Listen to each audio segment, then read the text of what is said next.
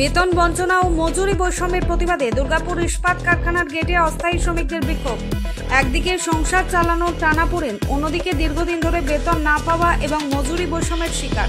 এরই প্রতিবাদে বুধবার দুর্গাপুর ইস্পাত কারখানার গেটে পথে নামলেন অস্থায়ী কর্মীরা। তৃণমূল শ্রমিক সংগঠনের নেতৃত্বে এই আন্দোলনে সামিল হয়ে শ্রমিকরা দাবি তুলেছেন।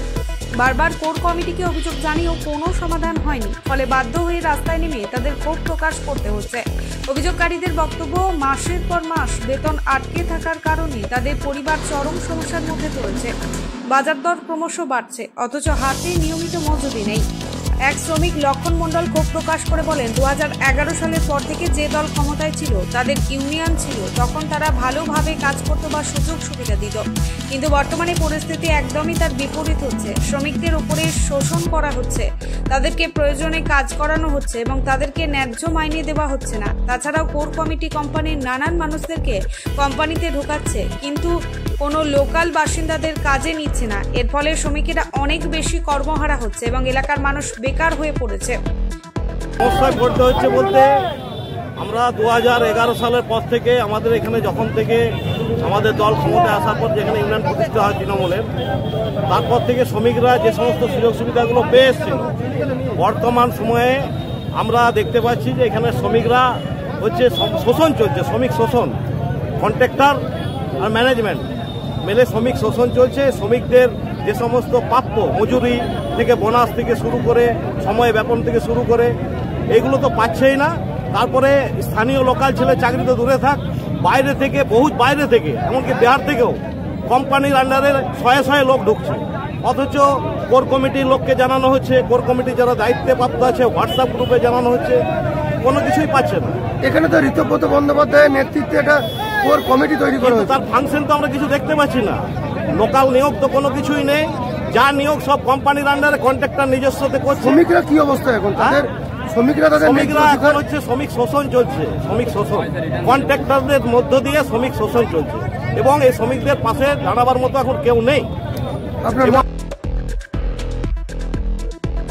কোম্পানির অন্যতম কর্মী তনুজিৎ মুখার্জি জানান, কোর কমিটির অন্যতম নেতৃত্ব ঋতব্রত মুখোপাধ্যায় সোশ্যাল মিডিয়ার সামনে শ্রমিকদের সমস্যাকে তুলে ধরার জন্য একটি হোয়াটসঅ্যাপ নাম্বার দেয়, যেটিতে তারা বারংবার বিভিন্ন রকম সমস্যাকে তুলে ধরছে, কিন্তু তারা কোনো রিপ্লাই তারা পাচ্ছে না, এমনকি তার কোনো সমাধানও তারা আজ অবধি পাননি।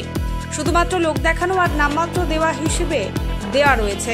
তাদের মোক্ষম দাবি হলো, আগের কোর কমিটি যারা দায়িত্বে ছিলেন তারা যে সমস্ত নিয়ম লাগু করে গিয়েছিলেন তাদের জন্য সেগুলো আবার ফিরিয়ে আনা হোক, তারা যেন যথাযথভাবে পালন করে।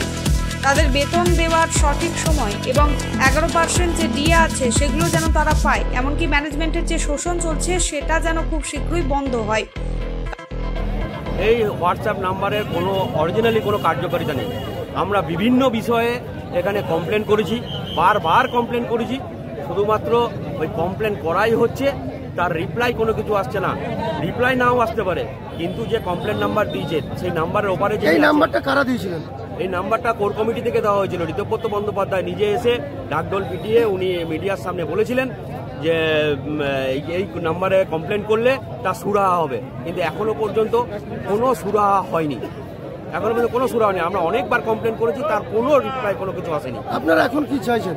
আমরা এখন চাইছি আমাদের যে আগের যে ইউনিয়নে যারা কমিটিতে ছিলেন তারা যে সমস্ত জিনিস আমাদের জন্য লাগু করে গেছেন, যেমন 11% বোনাস, বেনিফিটের পয়সা, 13 দিনের বেনিফিটের পয়সা, ঠিক সময়ে 10 তারিখের মধ্যে পেমেন্ট, এইগুলো যেন আমাদের ঠিকঠাক আগের মতন চালু হয় এবং ম্যানেজমেন্ট এবং কোম্পানি যে হিটলারি শাসন চালাচ্ছে আমাদের ওপর, যেগুলো আমাদের জব রোলের মধ্যে নেই, সেগুলো জোর জবরদস্তি আমাদেরকে দিয়ে করাচ্ছে, সেইগুলো বন্ধ হবে।